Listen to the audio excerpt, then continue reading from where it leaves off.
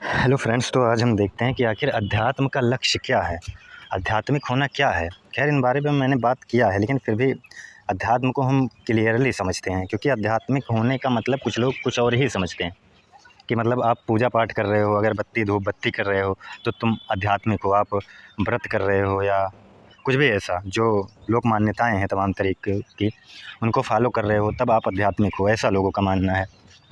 खैर अध्यात्म का इनसे दूर दूर तक कोई मतलब नहीं है। खैर हम शुरुआत से समझते हैं कि पहले देखो जीवन क्या है। देखो अध्यात्म में कई शाखाएं हैं, ऑन्टोलॉजी है, एपिस्टेमोलॉजी है और ऐसे कई शाखाएं मतलब बटी हुई हैं। तो उसमें क्या है, कुछ तो पता लगाते हैं कि जीवन क्या है, जीवन कहाँ से आया, शुरुआत कहाँ से हुई, कैसे हुई। इस पर साइंस भी मतलब कहता है कि इसकी शुरुआत बिग बैंग से हुई होगी।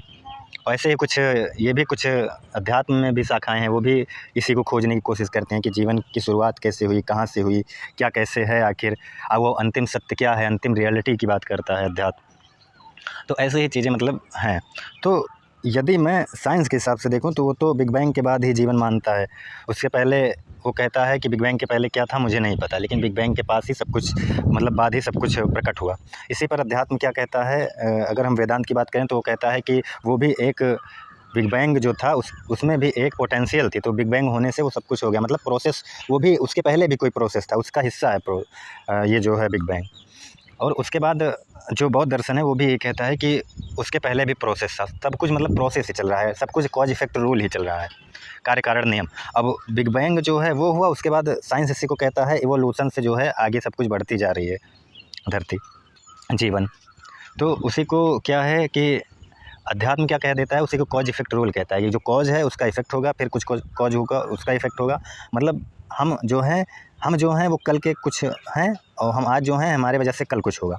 मतलब ये जो है कॉज इफेक्ट रूल चलता है। और साइंस भी इसी बात को एवोल्यूशन कहते हैं। आप चाहे डीएनए की बात कर लो, वो भी वैसे ही डीएनए, फर्स्ट डीएनए क्या है ये भी नहीं पता कि कहाँ से आया, वो भी एक प्रोसेस का हिस्सा रहा होगा, छोटी छोटी चीज़ें मिलकर फिर डीएनए बना होगा। ये मतलब सब कुछ साइंस के हिसाब से आप देखोगे या अध्यात्म के हिसाब से देखोगे तो सब कुछ एक प्रोसेस का हिस्सा ही है, कंटिन्यूटी है, चल रही है सब कुछ, सब प्रोसेस है, सब कॉज इफेक्ट रूल चल रहा है।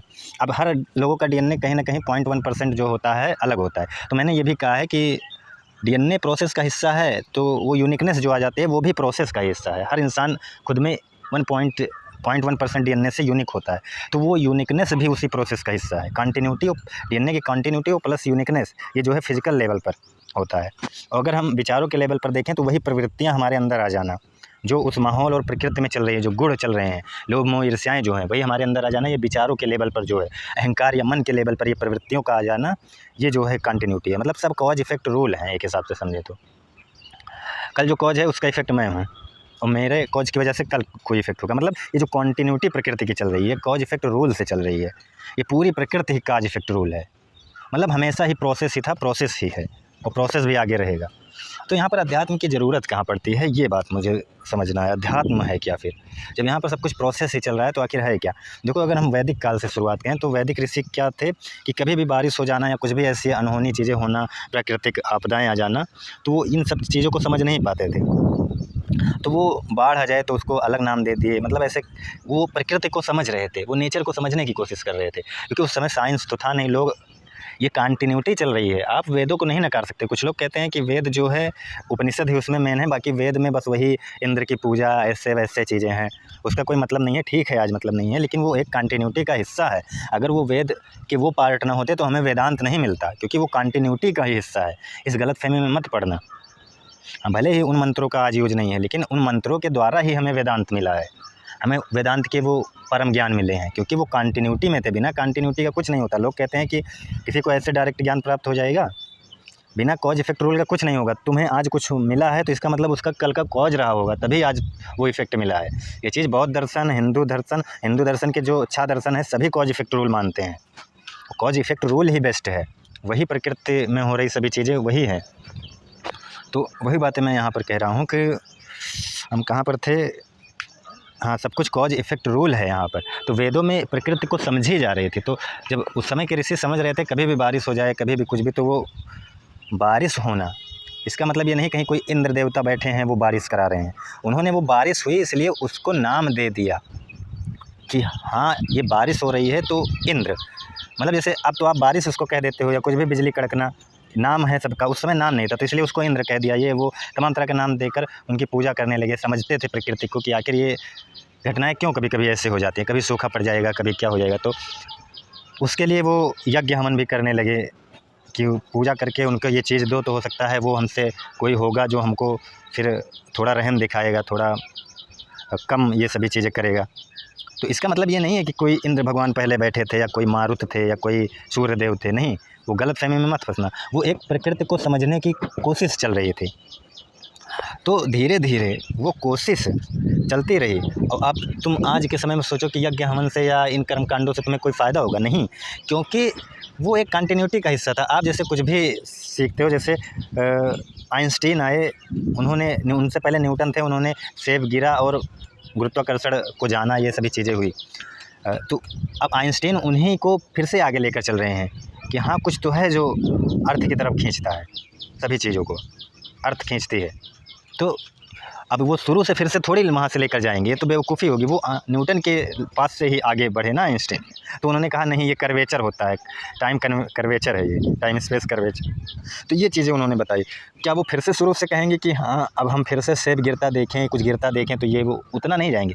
तो एक कंटिन्यूटी है, उसी कंटिन्यूटी में ही ये वेद जो है उसी कंटिन्यूटी को बताते हैं कि कंटिन्यूटी चलते चलते ऋषियों के वेदांत तक आते आते ये समझ आ गई कि यहाँ पर जो है कॉज इफेक्ट रूल चल रहा है। कोई देवता नहीं है, कहीं कहीं कोई भगवान नहीं बैठा है, और जो कुछ है वो मैं ही हूँ, मेरी ही परम चेतना वो है, मैं वही हूँ।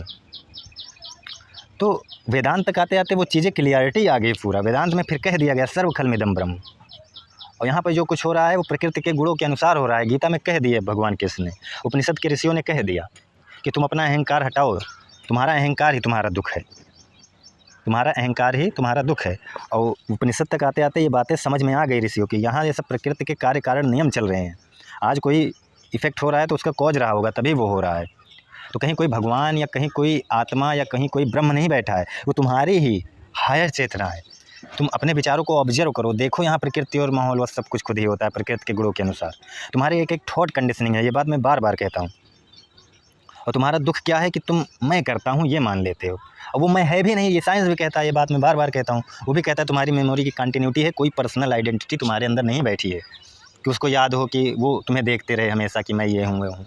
वो जो आत्मा और ब्रह्म की बात करते हैं, वो आत्मा सर्व खलमिदम है। वो तुम्हारे शरीर में ही नहीं है, वो सब कुछ है, वो है नहीं कोई, बस उसका एक नाम दिया गया है। उस सुपर कॉन्शियसनेस को तक जाने के लिए एक नाम दिया गया है बस। इसका मतलब ये नहीं कहीं कोई आत्मा बैठी है, कहीं कोई ब्रह्म बैठा है। इस गलतफहमी में मत पड़ना।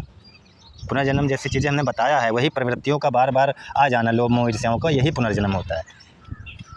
तो इन सब बकवासों में नहीं फंसना है। तो अध्यात्म क्या है, अध्यात्म आया क्यों, ये चीज़ भी जानना ज़रूरी है ना। देखो तो प्राचीन ऋषि जो है यही सब चीज़ें समझ रहे थे। कहीं कोई किसी को क्या हो जाए, कोई बीमारी लग जाए, कुछ भी ऐसा, कोई मेंटली डिस्टर्ब हो जाए तो अजीब सी वो हरकतें करे, तो ऋषि सोचे कि ये सब आखिर हो क्या रहा है। तो उनको शुरू में लगा कि किसी की डेथ हो जाए जैसे, तो डेथ हो जाना मतलब उसकी श्वास रुक जाना। तो उस समय आत्मा शब्द उस श्वास को इंगित करता था, लेकिन धीरे धीरे उस आत्मा शब्द को उन्होंने कहा कि ये श्वास जो है ये तो कॉज इफेक्ट रूल है, प्रकृति की चल रही श्रृंखला है, कोई नहीं है तुम्हारे अंदर जो था और निकल गया। ये उपनिषद तक आते आते ऋषियों ने साफ कर दिया एकदम। इसका मतलब वेद बेकार नहीं है, वेद पढ़ो, वो एक कंटिन्यूटी का हिस्सा है। जैसे आप अगर पढ़ रहे हो तो क्या आप आइंस्टीन को पढ़ोगे न्यूटन को भूल जाओगे, ऐसा नहीं है। न्यूटन को पढ़ोगे तभी समझ में आएगा कैसे ये चीज़ें कंटिन्यूटी चल रही है। वेद गलत नहीं है, वो प्रोसेस का हिस्सा है। वेद ना होते तो उपनिषद ना होते। तो जो कहते हैं वेद जो है बकवास है, उन्होंने वेद पढ़ा नहीं, बस दूसरों के मुख से सुन लिया है बस। हाँ ये है कि वेदों का आज काम नहीं है, लेकिन अगर वेद ना होते तो उपनिषद ना होते, ये बात सत्य है, क्योंकि कॉन्टिन्यूटी से ही वो आए हैं। तो आध्यात्मिक होने का मतलब ये नहीं तुम अभी भी उन्हीं कर्म कांडों में फंसे रहो जो वैदिक ऋषि प्रकृति को समझने के लिए कर रहे थे। आज तुम यज्ञ करोगे तो उससे तुम्हें कुछ मिलेगा नहीं, ना उस समय कुछ मिलता था। उस समय बस वो समझ रहे थे उन चीज़ों को, ऑब्जर्व कर रहे थे चीज़ों को। आज तुम से प्रदूषण फैलाओगे यज्ञ करके, हवन करके, ये सभी चीज़ें मंत्र बोल के या कुछ भी। मंत्र से आप उस ध्वनि से तुम्हें फ़ायदा होती है, मंत्र में कोई शक्ति नहीं है। वो ध्वनि तुम्हारे नर्व सिस्टम को हिलाती है। कुछ ध्वनियाँ होती हैं ऐसी जो तुम्हारे नर्व सिस्टम को इधर उधर करती हैं, जिससे कि तुम्हें कुछ पॉजिटिवनेस फील होती है। लेकिन वो भी तुम्हारी कल्पनाएँ हैं, ना कि कोई मंत्र में कोई शक्ति है या कुछ भी ऐसा। इन सब बकवास में नहीं फंसना है। तो यहाँ पर मैं वही समझाना चाह रहा हूँ कि आध्यात्मिक होना फिर क्या हुआ। कर्मकांडों में आप वैदिक कर्मकांडों में भी अभी भी फंसे हो। यहाँ तक कि भगवान कृष्ण ने खुद ही उन चीज़ों को कहा है कि वेद में जो कर्मकांड हैं वो पार्ट जो है, जो ब्रह्म को जान लेता है उसके लिए वो पार्ट कोई मतलब नहीं रहता और उनका कोई मतलब भी नहीं है। ये चीज़ गीता में भगवान कृष्ण ने कहा है। अब उन पार्टों का कोई मतलब नहीं रह गया है, तो तुम अभी भी उसी में फंसे हो। कर्मकांड से कोई मतलब ही नहीं। गीता में भगवान कृष्ण ने साफ साफ बता दिया कि वो बस प्रकृति को समझने के लिए कंटिन्यूटी चल रही थी, तुम अभी भी उसी को पकड़ कर बैठे हो। उपनिषद खुद ही कह रहे हैं, गीता भी एक उपनिषद ही है, गीतो उपनिषद। मुझे तो गीता बहुत फेवरेट लगती है क्योंकि उसमें सब कुछ है, सब कुछ समझा दिया गया है। कोई दर्शन नहीं है जो उस गीता में न समाहित करती हो। गीता सब कुछ समाहित कर लेती है। तो वही बात यहाँ पर समझनी है। ये सब अब तुम अभी भी यज्ञ हवन कर रहे हो, पूजा कर रहे हो, प्रेम है ही नहीं। पूजा का मतलब प्रेम होता है, भक्ति का मतलब प्रेम। प्रेम मतलब उसी में करता है कि भावना को ख़त्म करना और कहना है प्रभु आप ही सब कुछ कर रहे हो। पर इसका मतलब ये नहीं कहीं कोई प्रभु बैठा है वो कुछ कर रहा है। मतलब सब कुछ कॉज इफेक्ट रूल से खुद ही हो रहा है। मेरे अहंकार हट जाए कि मैं कर रहा हूँ, ये चीज़ें ना रहे बस। और जब मेरा अहंकार हट जाएगा तो क्योंकि वही अहंकार ही दुखी है, जो है नहीं वही दुखी है। अब वो होगा नहीं तो दुख किसको? यहाँ पर सब ऑटोमेटिक प्रकृति के नियमों के अनुसार हो ही रहा है। बस यही बातें यहाँ पर है। तो ना कोई दुखी है ना कोई दुख देने वाला है। बस एक पता नहीं कहाँ से वो अहंकार आ गया है हमें कि कोई है हमारे अंदर, मैं कोई हूँ। तुम कुछ नहीं हो, लेकिन तुम उस परम चेतना होने से सब कुछ हो, क्योंकि सब में वही परम चेतना है। ये वेदांत कह देता है। इसका मतलब ये नहीं कहीं कोई परम चेतना बैठी है वो सब में है। यही चीज़ें तो यहाँ कंट्राडिक्शन होते हैं, यहीं पर लोग कन्फ्यूज होते हैं। वो बस एक शब्द दिया गया है, मैं बार बार बताता हूँ, तुम्हारी चेतना को विस्तार देने के लिए, तुम्हें ये समझाने के लिए कि तुम अपने विचारों को ऑब्जर्व करो। तुम देखो यहाँ प्रकृति के नियमों के अनुसार सब कुछ खुद ही हो रहा है। ये चीज़ें आकर उपनिषद के ऋषि क्लियर कर देते हैं। वेदों में ही ये चीज़ें की क्लियरिटी आ जाती है। ईश्वर खलमिदम ब्रह्म। अब ये चीज़ें जब आ गई तो तुम कहाँ अभी भी कर्मकांडों में फंसे हुए हो बिना मतलब के। अब उन पार्टों का कोई मतलब नहीं रह गया, लेकिन इसका मतलब ये नहीं कि वो बेकार हैं। वो नहीं होते तो वेदांत नहीं आता फिर, क्योंकि वो कंटिन्यूटी का हिस्सा ही है। वो नहीं होते तो हो सकता है गौतम बुद्ध को भी ज्ञान की प्राप्ति नहीं होती। भले ही लोग कुछ भी कहें, लेकिन यही सत्य है, क्योंकि वो भी उसी कंटिन्यूटी का हिस्सा थे। वो गौतम बुद्ध भी यहीं पर जन्मे थे, वो भी उन्हीं वैदिक ऋषियों के संपर्क में थे। उन्होंने भी 100 गुरु को बदला था।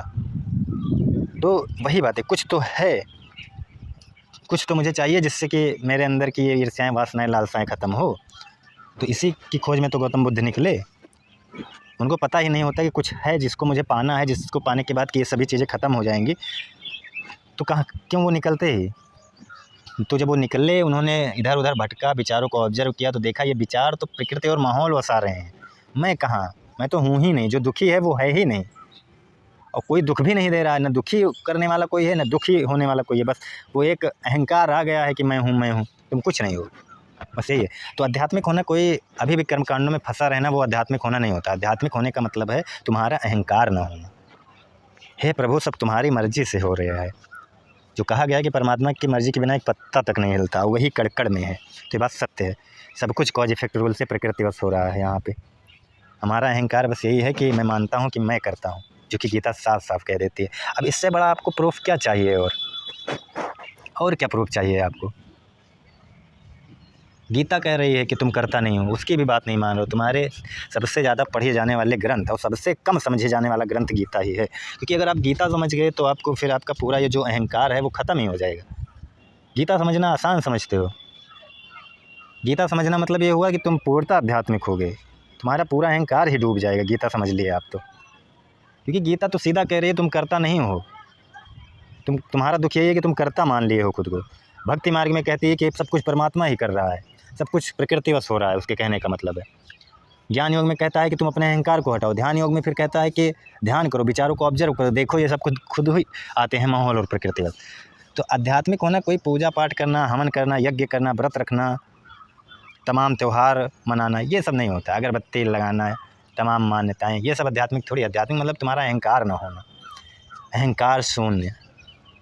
तुम्हें ये पता चल जाए कि यहाँ प्रकृति वश सब कुछ हो रहा है, प्रकृति के गुणों के अनुसार। जो गीता में भगवान कृष्ण कहते हैं कि यहाँ पर प्रकृति के 3 गुण हैं, उन्हीं के अनुसार पूरा जगत मोहित हो रहा है। तुम्हें लगता है तुम करते हो, लेकिन वो सब प्रकृति के गुण कर रहे हैं। तुम खुद ही प्रकृति हो, तुम उसको पहचानो, देखो, ऑब्जर्व करो, अपने विचारों को ऑब्जर्व करो। तुम्हें लगेगा कि ये विचार जो है प्रकृति और माहौल वसा रहे हैं।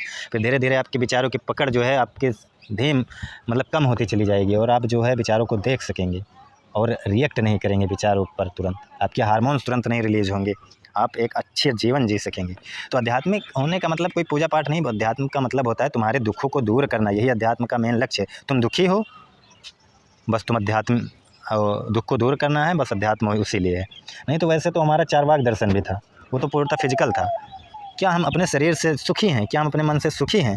वो तो कहता है इतना दारू पियो कि हमेशा दारू ही पीते रहो, ऐसी ऐसी बातें करता है। अगर दारू पीने से हमारा दुख दूर हो जाता तो क्यों बौद्ध दर्शन, क्यों वेदांत दर्शन, क्यों हिंदू दर्शन इतना फेमस होता? क्योंकि नहीं होगा, क्योंकि हम अपने शरीर और मन से ही तो दुखी हैं। तो उन्हीं को समझाने के लिए बौद्ध दर्शन, वेदांत दर्शन, हिंदू दर्शन आया और उसने कहा तुम जिससे दुखी हो वो है ही नहीं। तुम जिस अहंकार की वजह से दुखी हो, जिस अहंकार को मान कर बैठे हो, वो है ही नहीं। तुम देखो तो पहले, खुद को देखो तो, विचारों को ऑब्जर्व तो करो। ये कर लूँ मैं, वो कर लूँ, ये पा जाऊँ, वो पा जाऊँ, भगवान ने मुझे ये नहीं दिया, मेरी किस्मत ऐसी वैसी। अरे कहीं कोई भगवान हो तब सुने ना।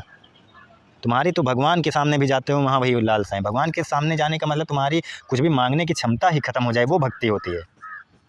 भगवान के सामने जाकर कहते हो हे प्रभु मैं पूर्ण हूँ, मुझे कुछ नहीं चाहिए, वो भक्ति है। भक्ति ये नहीं कि तुम उनसे मांगो मुझे अच्छी हेल्थ मिल जाए, ये मिल जाए, वो मिल जाए, तमाम तरह के बकवास। ये तो तुम्हारा अहंकार और मजबूत हो रहा है। आध्यात्मिक होना अहंकार का ना होना होता है। अहंकार का ना होने का मतलब तुम पूर्ण हो, तुम्हें कुछ नहीं चाहिए, परमात्मा ने तुम्हें सब कुछ दे दिया है।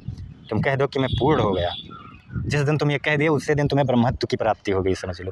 कोई शक्ति नहीं है ब्रह्मत्व की प्राप्ति, तुम पूर्ण हो, बस वही है ब्रह्मत्व की प्राप्ति। तुम्हें अब कुछ नहीं चाहिए, तुमको सब कुछ मिल गया। लेकिन तुम्हारी इच्छाएं, वासनाएं, लालसाएं कभी ऐसा नहीं करेंगी। तो वही बात है यहाँ पर। आध्यात्मिक होना कोई जादुई चीज़ हो जाना नहीं होता, कोई पूजा पाठ करना नहीं होता। तुम्हारे अहंकार करना होना ही अध्यात्म है, आध्यात्मिक होना है। अब तमाम मार्ग हैं उसके, अहंकार को मिटाने के, भक्ति मार्ग, कर्म मार्ग, ध्यान मार्ग, हठ योग, ऐसे कई योग हैं। आप कुछ भी करो, बस यही है मेन लक्ष्य अध्यात्म होने का, अहंकार का ना होना। बाकी सब बकवास की बातें हैं, कर्मकांड बकवास, लेकिन उसी से हमें वेदांत मिला है ना। बस यही चीज़ें। तो आज के लिए इतना ही, धन्यवाद।